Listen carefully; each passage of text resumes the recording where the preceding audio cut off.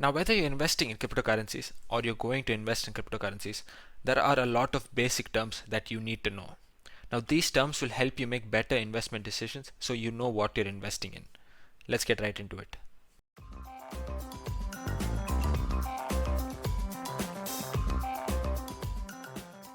Number one, altcoins. They are basically currencies apart from Bitcoin. That's why they're called alternate coins. Now, currently they comprise of 34% of the total market share, and there are more than 5,000 different altcoins. Some of these altcoins you might already know. They are Ethereum, Cardano, Ripple, Polkadot, etc. Number two, white paper. A white paper is basically an official document that's released by the blockchain project that outlines the methodology, the technology, and basically the product to all of its readers. So this is what people look at before making an investment into a certain blockchain project. This outlines everything about the blockchain project. So this is what a white paper looks like. You can find the white paper for any currency by just a simple Google. Number three, total supply and circulating supply. Before you understand what total supply is, you will need to know what locked tokens are. So these are the tokens and coins which are currently locked and not in distribution yet. So why do they do this? You must be wondering. So basically this is to maintain the stable long-term value of the asset. So the total supply is basically the sum of the locked tokens and the circulating supply. Now the circulating supply is the supply which is currently in distribution to the market. So consider this example. Bitcoin has around 21 million Bitcoin, which is the total supply. But only 18 million of them are currently in circulation, which is the circulating supply. So the remaining Bitcoin are currently locked. They have to be mined to actually be unlocked. So that will become the circulating supply once they're mined. Number four, market cap. So this is a metric that basically measures the size of a cryptocurrency. There is a simple formula to a market cap. The market cap is equal to the current price of the asset multiplied by the circulating supply. So for example, Bitcoin's market cap is equal to 57,000 US dollars, which is the current price, multiplied by 18 million currently Bitcoin in circulation, which totals up to 1 trillion plus dollars. So that is the market cap. You can find all of these above details on coinmarketcap.com. Knowing these details will definitely help you to make these informed decisions.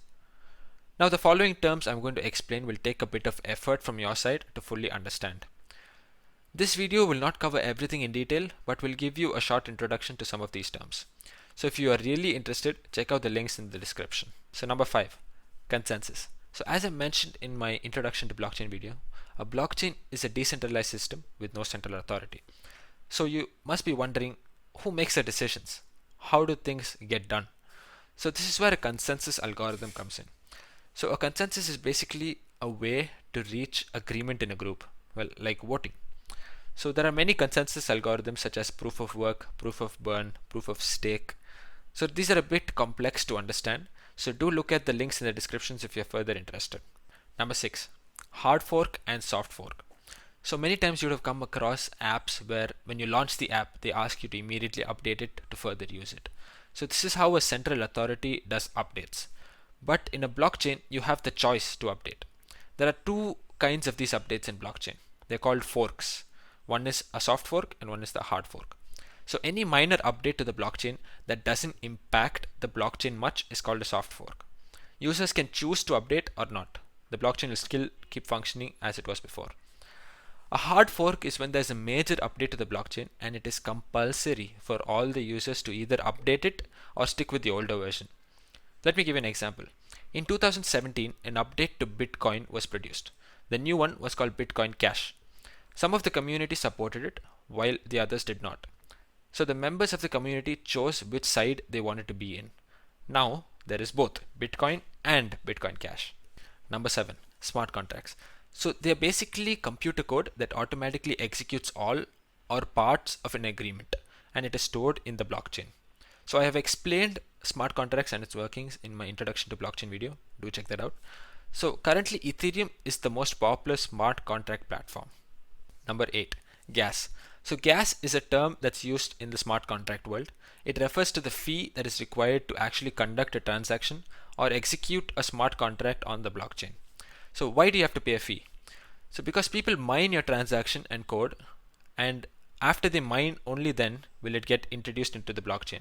So these miners require something in return. So that is the gas which you pay as fee.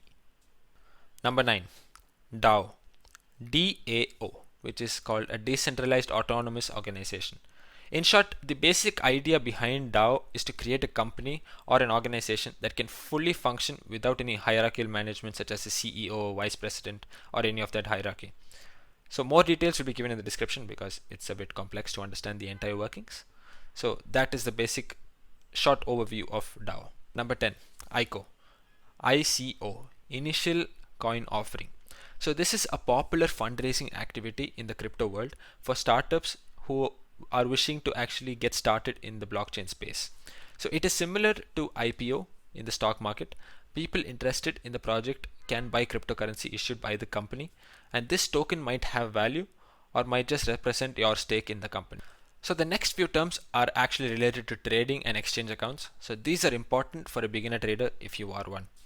So number 11, a wallet. A wallet is a place where you can store and retrieve your cryptocurrencies. Number 12, bears and bulls. So bears and bulls are basically two animals that is used to represent the sentiment of a stock market or a cryptocurrency market. So people who buy are called bulls and people who sell are called bears. So when you hear that the market is bullish, that means people are buying and the price will go up.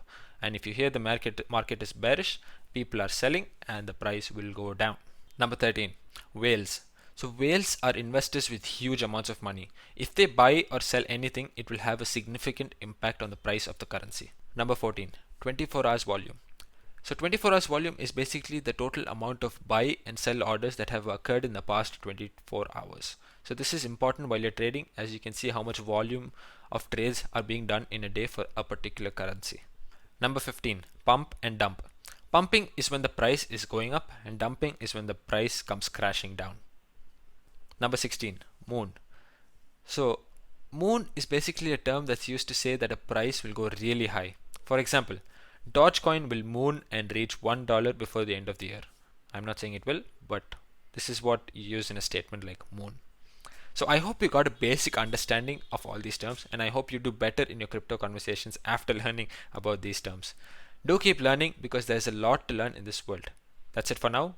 Bye bye.